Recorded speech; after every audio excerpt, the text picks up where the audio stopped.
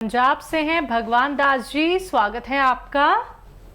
हाँ जी, अपने गुड़िया है जी 10-11 साल की जी 11 साल की गुड़िया है आपकी। हाँ, वो रात को सोते हुए दांत खिचड़ती है जी। रात को सोते वक्त दांत सोते हुए दांत खिचड़ती है, ठीक है, जैसे ठीक है। चढ़ करते हैं। ठीक हाँ है, जी। ठीक है जी। इनको एक दवा आप दीजिए। और वो दवा क्या है? कैल्शियम। किसी भी सूरत में कैल्शियम की कमी को पूरा कर दीजिए इनके। और कैल्शियम की कमी पूरी कर देंगे तो इनके दांत ये जो किचकिचाते हैं वो ठीक होना मुमकिन है। अगले कॉलर हैं दिल्ली से दयावती जी, स्वागत है आपका। नमस्कार मैम। जी नमस्कार। नमस्कार भाई साहब। जय हिंद, आदाब, स्वागतम, वेलकम। हमारी बहन के लिए वेलकम। बताइए क्या हाल है आपके? हाँ ठीक है भाई साहब। भाई साहब मैं ये पूछ रही थी, थायराइड की दवाई खाते हैं तो उसके बाद नाश्ता मतलब कितनी देर में खाए? आधे घंटे बाद। और एक ये सवाल है कि जो मैं ये धनिया, सौंफ, सौंठ और नमक जैतून मिला के जिनको भी देती हूँ ना, उनको मतलब ये यूरिन में जलन होती है ना, उनको बहुत फायदा हो रहा है बहुत जी। और सही बात है। एक सवाल ये है, जैसे अभी आपने बताई आँखों के लिए, आँखों में थोड़ी सी जलन सी ना मेरा भी हो जाती है, तो ये एक आधी ये मुंडी बूटी का मैं भी खा लूं?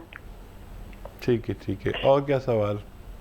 बस इतना ही है भाई साहब, इतने बता दो। रोज ज्ञान देते रहते हैं कुछ ना कुछ जो समझ में आता है। देखो हमारी बहन का फ़ोन आ गया, आज हमारा दिन बहुत अच्छा जाएगा। और मुंडी बूटी आप ले सकते हैं और कोई भी ले सकता है। एक मुंडी बूटी खाएंगे तो 1 साल तक आँखों के जो मौसमी बुखार, वबाई इमराज रोग होते हैं ना, जो मौसम के साथ आते हैं, किसी की आंखें लाल हो गई, किसी की आँखों वो वायरल कुछ फ्लू चलता है, आँखों का फ्लू चलता है तो पूरे इलाके के इलाकों को हो जाता है। एक आदमी दूसरे को देख लेता है तो उसकी भी आंखें लाल हो जाती हैं।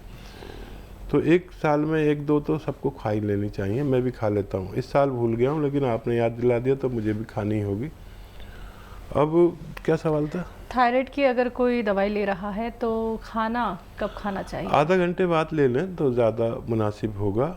और एक सवाल था इनका। हाँ जी, धनिया, सौंफ और सौंठ और जैतून का जो नमक होता है यूरिन में इन्फेक्शन के लिए, तो वो तो बना के प्रचार प्रसार कर रही हैं। हाँ देखिए, आपको तो सब तजर्बे हो गए, शायद मेरी बराबर तजर्बे हो गए। ये जिनको पेशाब में जलन होती है मर्दों को कम और महिलाओं को ज़्यादा होती है, तो इसकी 1-2 खुराक से ही हमने देखा अपने अनुभव में कि उसमें आसानी हो जाती है। महिलाओं को ये बहुत ज़्यादा प्रॉब्लम रहती है। इसके अलावा देखो सिस्टर, ये एसिडिटी, कब्ज़ में तो फ़ायदा कर ही रहा है और गैस में, और ये थायराइड में भी दे सकते हैं। और जो यूरिनरी इन्फेक्शन है उसमें दे सकते हैं, जिसकी क्रेटिनाइन बढ़ जाती है, यानी हमारी किडनी में गंदगी की एक लिमिट है 1 पॉइंट। इससे ज़्यादा बढ़ जाए तो हम किडनी के मरीज़ हो जाते हैं और फिर हमें डायलिसिस क्या क्या कराना पड़ता है। वो लोग भी ले सकते हैं इनको।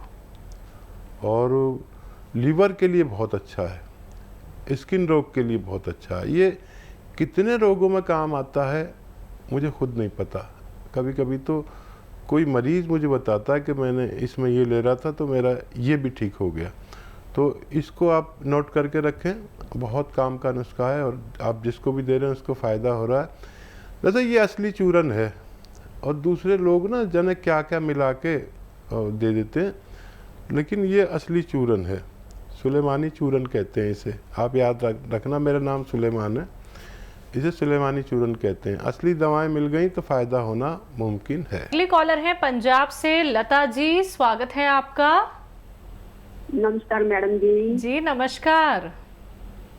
नमस्कार वीर जी। आदाब, जय हिंद, वेलकम।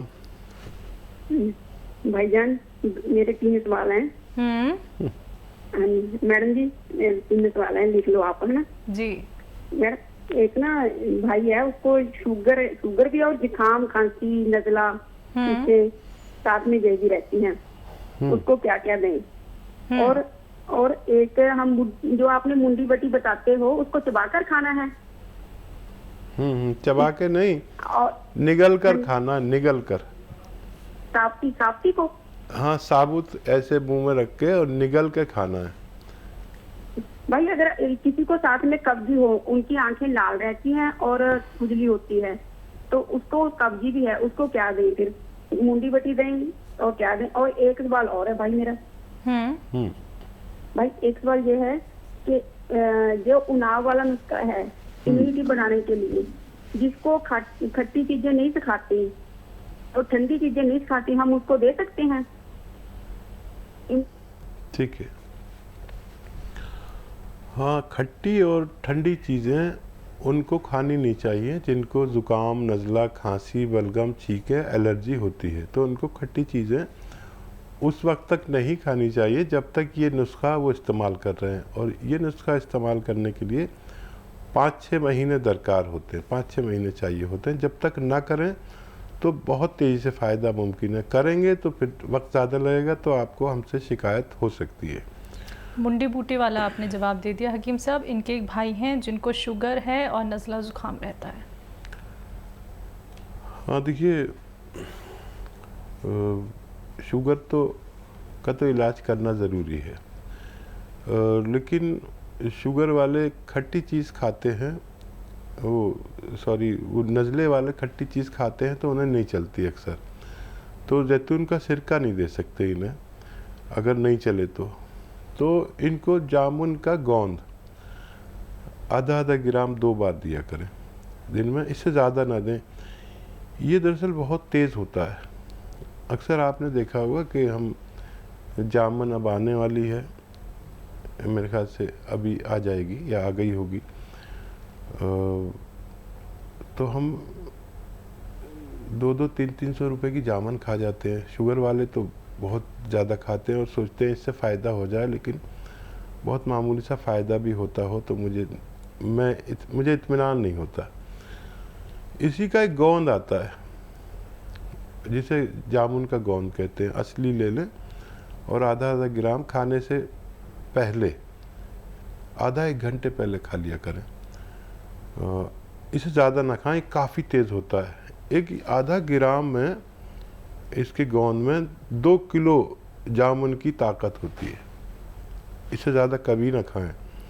तो मैं फिर से बता दूं कि ये आधा ग्राम में 2 किलो जामुन की ताकत होती है। और वैसे ही असरात इसके हैं कि जैसे आपने आधा ग्राम खा लिया तो 2 किलो जामुन खा ली। अब 2 किलो जामुन तो आदमी खा नहीं सकता, तो उतना ही फ़ायदा करता है ये, लेकिन आधा ग्राम से ज़्यादा ना लें और 1 या 2 ही बार लें और खाने से पहले लें तो फ़ायदा मुमकिन है। और सवाल? जी, एक सवाल है इनका कि कोई है इनके घर में जिनकी आंखें लाल रहती हैं और कब्ज़ की शिकायत है। आँखों के लिए, लाल के लिए कोई और भी दवा ले सकते हैं, एलोपैथिक डॉक्टर को भी दिखा सकते हैं। और एक आता है, देखिए, कब्ज़ के लिए पहले लीजिए, कब्ज़ के लिए सौंफ, सौंठ, ज़ीरा, अजवाइन, धनिया, मेथी। सौंफ, सौंठ, ज़ीरा, अजवाइन, धनिया, मेथी, ये 6 चीज़ें 100-100 ग्राम ख़रीदें। और नमक तो आप जानती हैं, इसमें जैतून का 1 चुटकी 1 चम्मच में मिला के इन्हें खिलाएं कब्ज़ के लिए। और चिलगोजे का गोंद आधा ग्राम रोज़ाना रात को खिलाया करें, पानी से या दूध से खाना खाने के बाद, तो इनकी आंखों को भी फ़ायदा होना मुमकिन है। अगले कॉलर हैं दिल्ली से राजेश जी, स्वागत है आपका। हेलो। हाँ मैम जी, नमस्ते। नमस्कार सर। आदाब, जय हिंद। आदाब सर जी, बताइए। अरे सर 2005 में मेरे हो गई थी पथरी गुर्दे में। वो 37 mm की थी, तो मैंने ऑपरेशन कराया था। तो उसके बाद में फिर मेरे अब पथरी हो गई। तो पथरी हो गई थी, तो फिर मैं दवाई खाता रहता हूँ, दर्द होता रहता है। ठीक है जी। तो देखिए, एक हम नुस्खा बता रहे हैं बहुत कामयाब, आप समझ लें तो बहुत अच्छा है। पथरी जब तक रहेगी, जब भी अपनी जगह से हिलेगी ज़रा सी भी तो तकलीफ़ देगी, और इसके निकलने के लिए हिलना भी ज़रूरी है। तो दर्द हो तो दर्द की दवा आप खा सकते हैं, और कोई दवाई नहीं है जो आप खाएं और दर्द ठीक हो जाए। पथरी पाउडर बन के निकल जाए, इसके लिए एक नुस्खा है, और नुस्खा ये है कि ये जो होता है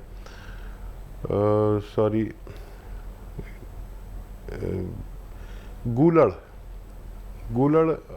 होते गोल गोल, अब पत्ता, उसके पत्ते ले लें, गूलड़ के 2 पत्ते 3 पत्ते आप ले लें, और उसको बारीक पीस लें सिलबट्टे पे, बहुत बारीक पीस लें।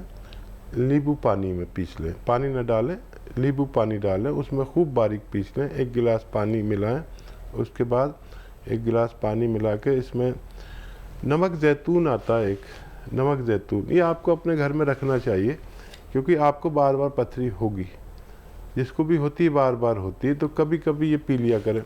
नमक ज़ैतून 1 चुटकी या 2 चुटकी इसमें मिलाकर 5-6 दिन लगातार पिए, एक खुराक सुबह, और हो सके तो शाम को भी पी लें। ये नुस्खा आपके घर में रहना चाहिए, क्योंकि आपको बार बार प्रॉब्लम होती, तो ये अगर आप कभी कभी पी लिया करेंगे तो वो बनने ही नहीं देता। तो ये पीकर आप पानी और 2 गिलास पानी और पिए, और आधा घंटे तक खाना ना खाएं। दर्द हो तो दर्द की दवा लें, तो बहुत जल्दी आपकी, मतलब जल्दी ही ये पथरी निकल जाना मुमकिन है। महावीर शर्मा है गुड़गांव से, स्वागत है आपका। हाँ जी, बताइए सर, प्रश्न क्या है?